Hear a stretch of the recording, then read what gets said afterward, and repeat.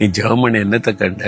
வாக்கு ஜீசஸ் ஏசோட நடக்கிறேன்னு என்னத்தை கண்ட? நீ இவ்வளவு நாள் ஜெபிக்கிற, அப்படி என்ன நடந்துட்டு? அதனால இதெல்லாம் பிரயோஜனம் இல்லை அப்படின்னு சாத்தான் மனதிலே போடுவான்.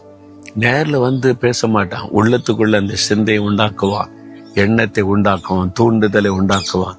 அதனால உடனே சோர்வு வந்துவிடும். அதனால சோர்ந்து போனீங்களா? ஆண்டு சொல்றாரு, சோர்ந்து போகாத மகனே, மகளை சோர்ந்து போகாத, சீக்கிரத்திலே உனக்கு நியாயம் செய்வேன். அதான் ஆண்டவர் கொடுக்கிற வாக்குத்தத்தம். அப்ப இந்த நாள்ல உங்களுக்கு ஒரு காரியம் வாய்க்க போகிறது. இந்த மாதத்துல நீங்க அற்புதத்தை பார்க்க போறீங்க.